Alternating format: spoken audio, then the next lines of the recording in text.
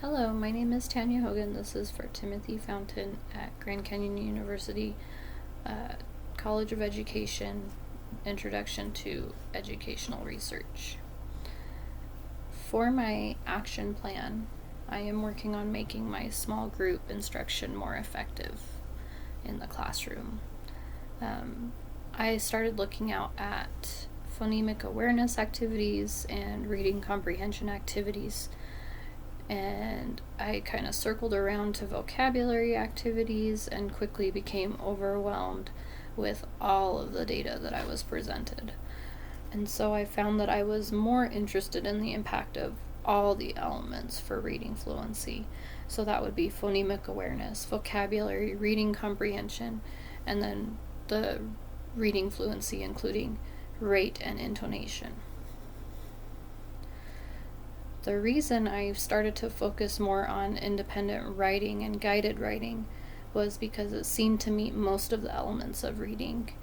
So rate and reading intonation are left off, but they can be practiced in other ways in the classroom. The writing independently has students working on phonemic awareness and grapheme knowledge.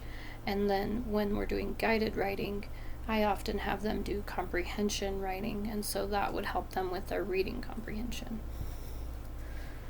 The data that I used was from the Power Prediction, which is from Thomas Fair.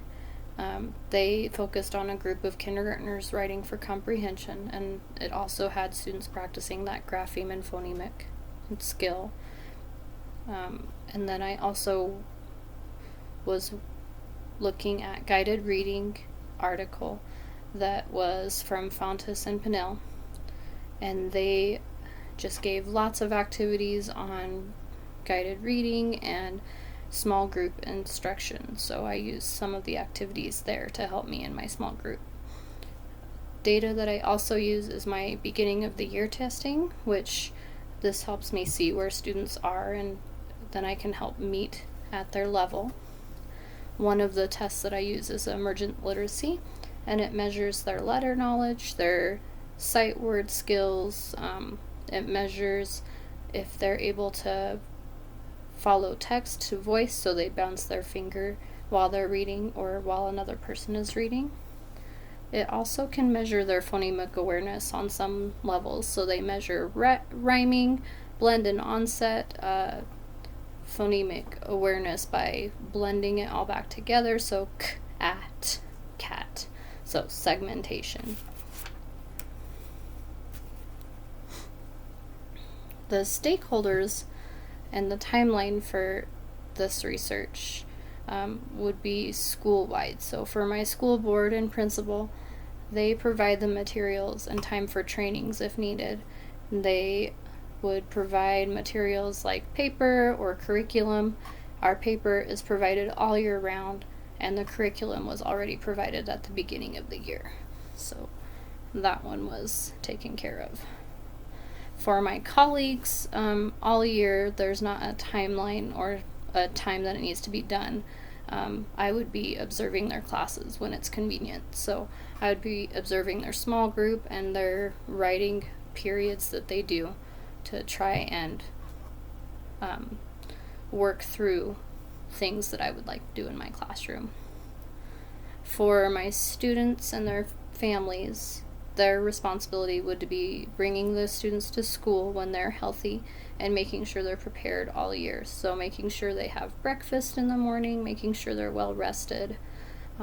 It would be very helpful if they're able to do the homework and reading at home, but I understand that not every family is the same and that things happen, and so I'm not going to include that as a variable for me.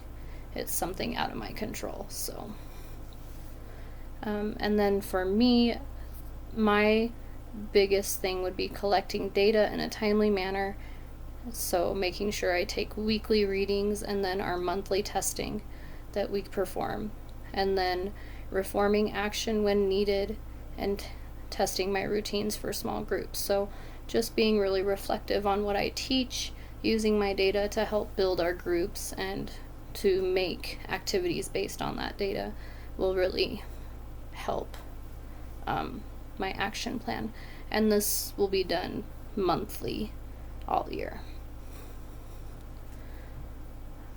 I hope that with this action plan, my students continue to build confidence in their writing skills and they become more fluent in reading. I have the expectation that all students can learn, and I know that reading is such a very important element. As they grow older, they're going to be reading to learn and not learning to read. So they need to know how to read and be able to comprehend so that they can keep moving forward. My reading fluency is measured by our CBMs, which we take weekly, and they do a reading for a minute, and they read as many words as they can.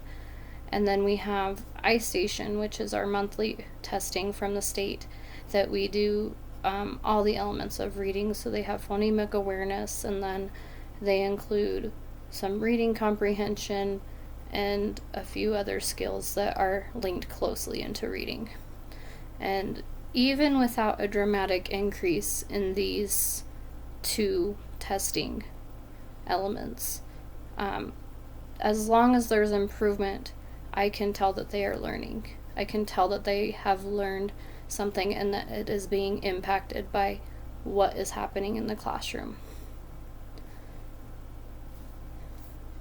Thank you.